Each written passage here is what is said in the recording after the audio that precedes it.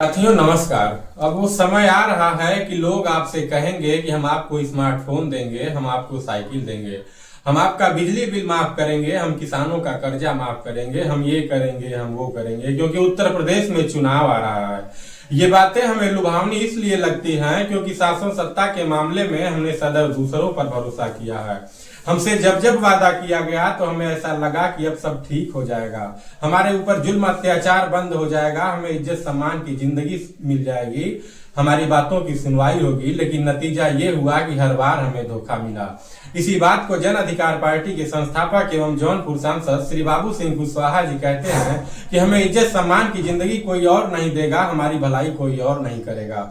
जब तक हम खुद चलना शुरू नहीं करेंगे, जब तक हम अपने संगठन को मजबूत नहीं करेंगे, जब तक हम अपने जैसे शोषित वंचित समाज के लोगों को जागरूक नहीं करेंगे, जब तक हम अपने वोट का इस्तेमाल अपने लिए, अपने बच्चों के लिए, अपने आने वाले पीढ़ी के लिए करना शुरू नहीं करेंगे, तब तक हमारे जीवन की स्थिति में कोई सुधार होने वाला नहीं है। समय बीत रहा है, चुनाव नजदीक आ रहा है। वो लोग जिन्होंने सत्ता का सुख भोगा है, वो लोग जो सत्ता का महत्व जानते हैं, आपको लुभाने के लिए चुनाव के मौके पर तरह तरह के वादे करेंगे।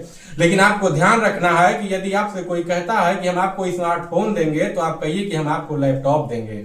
यदि कोई आपसे कहता है कि हम आपको साइकिल देंगे तो आप कहिए कि हम आपको स्कूटी देंगे।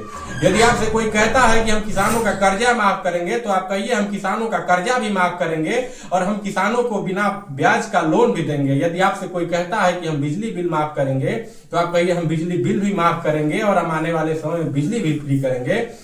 क्योंकि कोई अपने घर से ये चीजें नहीं करता है। हम जिसे वोट देते हैं वो सत्ता में जाता है तो वो राज खजाने का मालिक हो जाता है और उसी राज खजाने से सब व्यवस्थाएं मुहैया कराता है।